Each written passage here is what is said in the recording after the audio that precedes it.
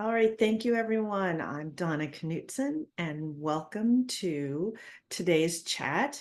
Today's chat is with Sandra Lee, and we are going to be talking about breaking writer's block.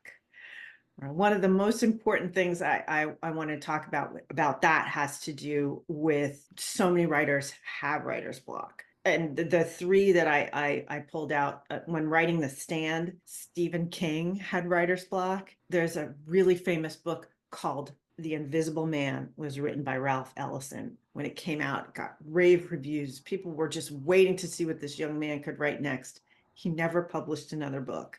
Mm. Right, he got so wrapped up in it has to be perfect, he couldn't get it out. And then let's see, you might also know Harper Lee. She wrote To Kill a Mockingbird, and it took her 20 years to get her next book out. Sometimes people have different things that get in their way, and it has nothing to do with their talent, and that is one of the things that Sandra is going to cover for us today. Sandra, welcome. She's a Breathe Beyond Pain mentor, and she helps people who are stuck get moving again, achieve results that they once thought were impossible by using like intuitive insight. She can use sound healing. She does NLP, human design, and she guides people their aligned action through so that they can get to their true momentum and reach their goals. So welcome, Sandra. Oh, thank you. I really appreciate the invitation to interact with your community and possibly serve them if they are feeling stuck about writing their book. Chanel is here, and Chanel is one of my writers. So she has not experienced this anytime soon that I'm aware of, but this will be a great opportunity to know that this is not a permanent thing. It can be worked through, and that's what I would like for everyone to have is not the fear of getting blocked because it's natural, right, for us to run into little stumbles, but not to stay in it, just to move past it. So Sandra, when you're dealing with someone who is stuck, they could be stuck in as an entrepreneur, as a solopreneur. How do you first approach that? The first thing I do is just be understanding of where they are. When people are stuck, a lot of times they're either just pretending it's not happening and they distract themselves, they do something else, they just leave whatever it is that's being challenging, leave it behind altogether, which is something that unfortunately can happen with the book. Or they're beating themselves up, judging and criticizing themselves, and digging the hole even deeper with how they are interacting with themselves. So, a really important thing to do is just be understanding with wherever they are and understand that in interacting with me, at least, I am going to, as much as possible, be with them without judgment Mhm. and give them a space to express whatever it is there. And if they're really interested, to discover more themselves. Okay. Because a lot of times there's a whole complexity of thoughts and feelings and priorities and stuff like that that can get in the way of working on the book. If you have someone with whom you can just sit and talk and think and have them ask you questions so that something becomes possible that's outside of the that's going on. Okay. And so I do also get stuck. I think all people do. And there's so many different reasons. I'd like to dive into some of those. One common pattern might be you're rolling along, you have a schedule, you get off your schedule, and now you can't get back on. A super common time for this is like an easy example is exercise and movement, right? I'm going along and I'm, being consistent. I do my exercise program 3 times a week and everything. And then I go on holiday or I, sprain my ankle and I'm not able to do it. For whatever reason, I get off my routine. And picking it back up again can be so difficult. So if somebody is, I'm assuming that you have people like put in their calendar time when they're going to write in their book. And then for whatever reason, an emergency happens, a child has to be taken care of, whatever, and they don't do it, it's like it sets up this momentum of not doing it. They were on the momentum of following through, and then something interrupted it, and it starts a different momentum. And sometimes it can be so hard to get back on the momentum again. And this is pretty normal. It is normal, but how is it that you help get people then, or, what are the kind of techniques that you might use to help people get back on track? A really important thing to do is to get them to recognize and verbalize for themselves what are the thoughts that are going on when you're blocked. And they can be a whole range of different things. But until I identify what those are, it's going to be impossible for me to shift past that and then move forward with what it is I'm intending again. Great. And I think that relates right back to what you were talking about asking the questions, Mm-hmm. to have somebody there to be able to pull those things out of you. Yeah. And when it comes to things like writing the book, because that's what we're talking about here, there are other reasons that can come into that. So if somebody has reservations about telling the story, or they feel like they don't know how to tell the story, or they don't know where to get started, or they got themselves into a loop and they don't know how to get out of the loop, all sorts of things can come up as a barrier. And sometimes it's easier to just skip over it altogether than to address the barrier. If you don't ever address the barrier and work through it, you're not ever going to finish the book.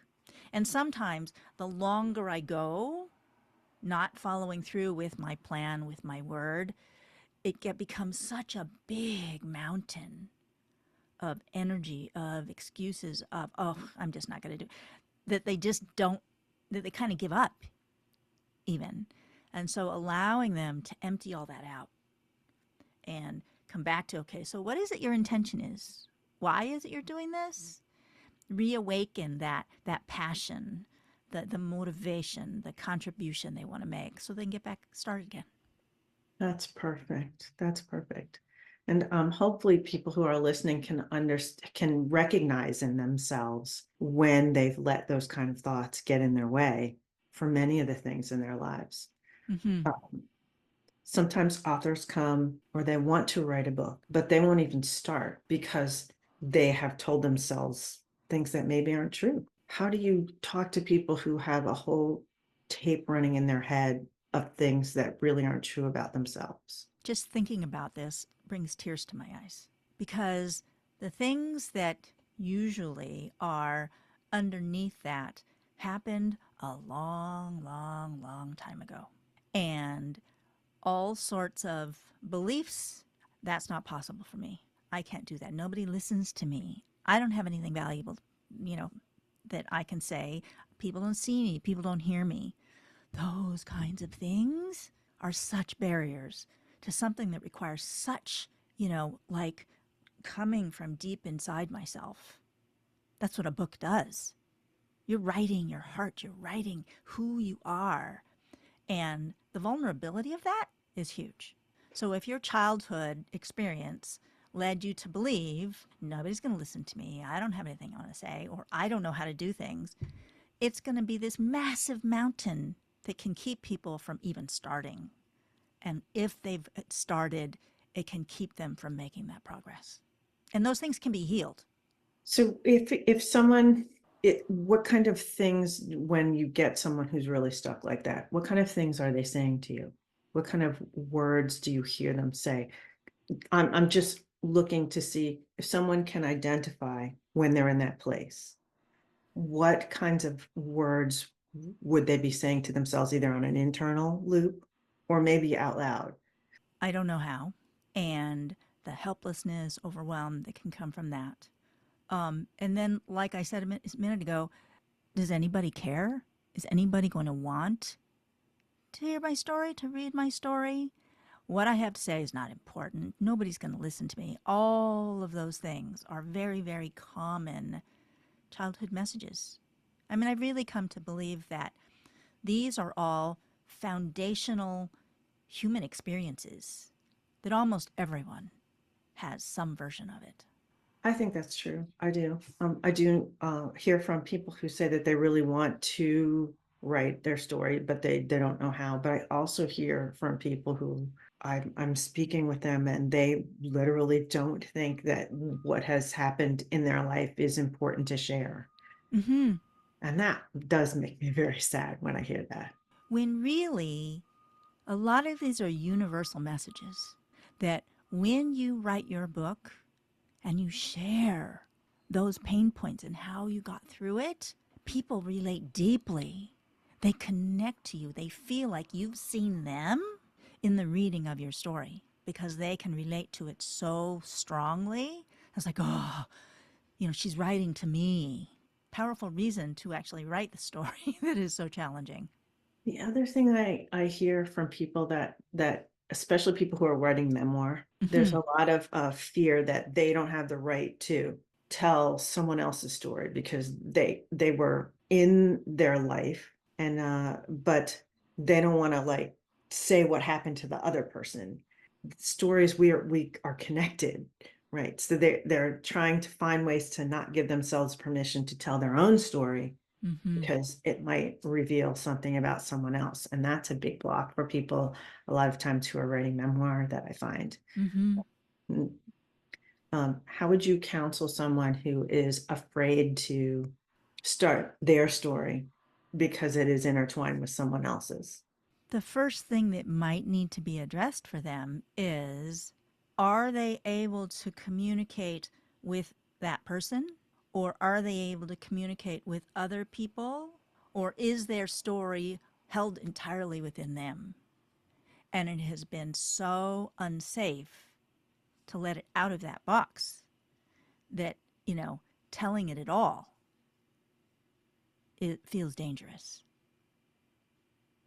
So that they can, if they want, heal themselves so that whatever those incidents are becomes safer for them to be with in general and be able to be public with that story, able to speak about it without all of the angst that comes along with it.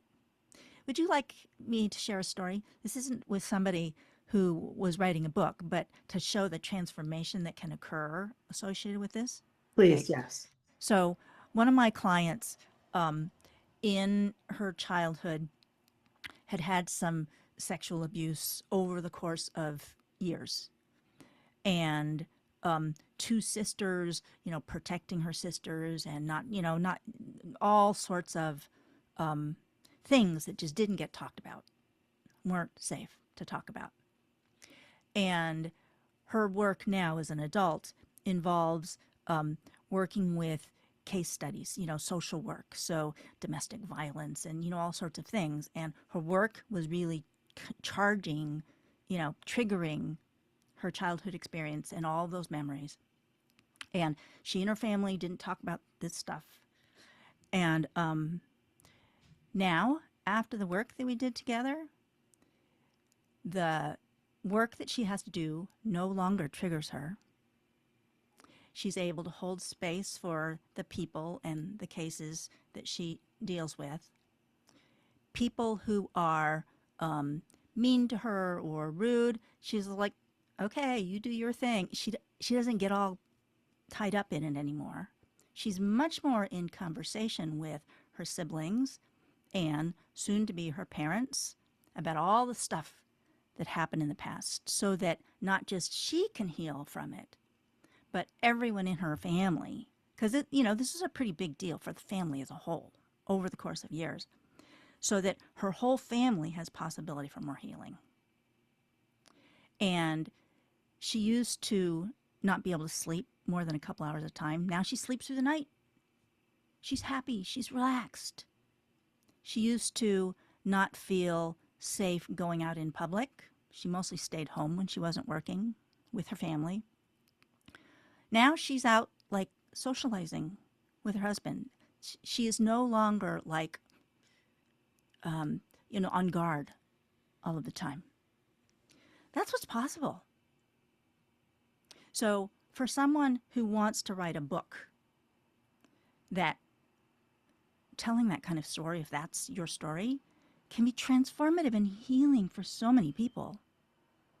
But the vulnerability of being public with it. And oh my gosh, I can't talk with my family, but it's like what's available when you open up the ability to communicate and be with those difficult things. So much is possible. Thank you for that story. Mm-hmm. It's true. It's the vulnerability. It's the fear of being judged, Mm-hmm. right? Um, and certainly in my life, what I found is when I tell that my whatever my difficult story is, I discover that people then feel comfortable to say, oh, well, me too, my cousin and my, it's fascinating. There's just no conversation about a difficult thing. And as soon as you're the one to say, this is a difficult thing, you are in a room of people who also have difficult things. They're just not communicating them. We're not alone. That must Yes. be a big part of what you find out with people. A universal human experience is wanting to be seen and heard and accepted for who we are. This is every human being has this. And there's a whole lot more I could talk about why. But when I have something painful like that, that I have walled away inside me and I don't have the ability to speak it, everyone else is doing the same thing. So when one person is brave enough to write that book and be open about the can't talk about it stories, the shame and the blame and the guilt and all of those things, all the people who also have those stories don't feel like they were seen and heard and accepted for who they were, and they were hurt. When somebody is like, okay, I'm just going to tell my story, everyone else says, oh, you see me, I have one of those too. And it gives everyone more freedom. That's what your book is for. That's what the book does. That's part of why it's so powerful being an author. Chanel, I know we've been chatting along. Do you have any questions, anything that you want to ask of Sandra? I don't have any questions right now, but and everything that you just said, I felt like you were like speaking directly to me because I have some of those types of stories in my memoir, Mm-hmm. and I'm about to start working on the continuation of that story, and some of the later parts of my story are difficult, and it's just like when I was writing the first part. In doing it, I'm thinking so many people have had similar experiences. What makes my story one that anyone would want to read? And then Donna talking to me and other people talking to me, I realized that although there are many people who have the same experiences, not everybody is comfortable sharing. Mm-hmm. And I would hope that me sharing my story would encourage someone else to want to, to feel comfortable enough to share theirs. So I Absolutely. appreciate the conversation. And there are some stories that can be told by 1,000 people. And reading them, each one is going to touch. Mm-hmm. Each one has the individual feel. I was like, oh, I'm not alone. Oh, and there's another person. I'm not alone. Oh, I'm not alone. And maybe, oh, all these people are sharing this story. Maybe I can tell mine. So it takes all of the stories. We are all human, and we all have this fundamental need to be seen and accepted and loved. So thank you for sharing that, Chanel. Well, that was wonderful. And her story is very powerful for all of the reasons that you have, outlined, that when we share hard things, we actually create community. Mm-hmm. There are parts of this journey that I, as a book coach, sometimes have difficulty helping people through. And that's why I wanted to bring you on as part of our team. I'm not a counselor, I'm not a therapist, I can talk a lot about how to tell that story in a better way, but people need support underneath of that to take those big steps. And those are best done with people who have the training to be able to help them through the emotional parts of that journey. Another thing that I run into sometimes with people would be when it gets to the part where you need to take that story and take it on the road. And now it's not in the book. You're actually going to stand there and talk about it. And that Mm-hmm. comes that hits people in the I'm going to speak in front of other people. I'm going to tell my story. Other people, I'm going to be and more than one-on-one, I'm okay. But if there's more than one person, it's not okay. What kinds of things do you say to help people who have those kinds of, again, they're probably old fears, but fears? This takes the concern about being seen and heard to a whole nother level. You know, again, going back to times where you said something and people said, can't say that, or be quiet. And here's what I say to people about this. This happens shortly after birth. You go from being inside your mother and comfortable and warm, and everything you need comes automatically without your having to ask for it. And then you go through a really rough, intense time. You're out, you're cold, it's the wind, it's bright and it's noisy, and you're not connected to your mother in that same way anymore. Suddenly you're separate. And nobody understands you anymore. You cry and you cry and you cry, and sometimes they don't get it. And then, as soon as your mother or your father says, hush, stop crying, the baby has to do what is being called for to survive. And the only way the baby has to do that is to physically restrain it. I've been a massage therapist for almost 40 years. And so often what I see is that this area of the body is crushed down. That physically I stop breathing, I stop expressing, I hold my words back. This starts for virtually every person shortly after birth. And it's not to blame the parents, right? They're doing their best. But they want the baby to stop crying. If the baby's and they can't stop crying, how does the panicked mother? It's like, oh, my baby, you know. I was like, it's understandable to ask the baby to stop crying, but the baby starts this pattern that then continues throughout life. Every time I am told to be quiet, to not say what I want to say, it's not safe for me to express my emotions, it physically gets restrained. And this is the tie-in to like physical symptoms and pain. Holding all that stuff in the body leads to symptoms and tension. And then you take that person and it's like, I'm going to go speak and I'm going to tell my story in a speech. It's like, oh, all of that old stuff gets activated. And it's possible to heal it so that you can feel safe as an adult being out there sharing who you are. But you know that, public speaking is the biggest fear that lots of people have. Bigger than dying is the fear of public speaking. So true. So true. So I just really want to thank you so much for joining us here. I have some information that I'm getting ready to put in the chat about how you can reach out to Sandra and work with her. She is just such a great help to people who are stuck. And it's important for us to do our best to work through these things, because what we have, each of us, I believe, and this is one of the reasons I do this work, what we have is a unique story to us, but it's also a story that's going to connect us to other people.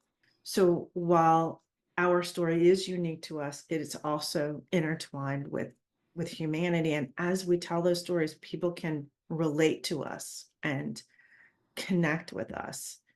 So I'm so glad that you're coming onto my team as I a love it. writing coach. Yeah, as a writing coach, I love to compile. You write alone. You do have to actually put those words on that page by yourself, but you can be supported outside of that. And if Hmm. you give yourself enough support outside of that, what you won't have is that those long anxiety attacks. What you won't have is the fear of doing the next thing. It will make so much more of the parts of the journey that maybe are less exciting to you more supported and stable. And then you can start to find some enjoyment in them.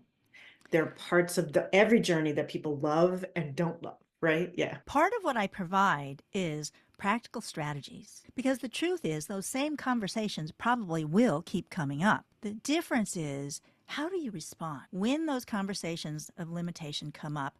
Do you follow them and not write? Or does like, oh, there that is again. Okay, I have decided that. And then you move forward because the conversations are going to continue maybe a little differently over time. But you want to be empowered to get through them and make progress with what you're doing.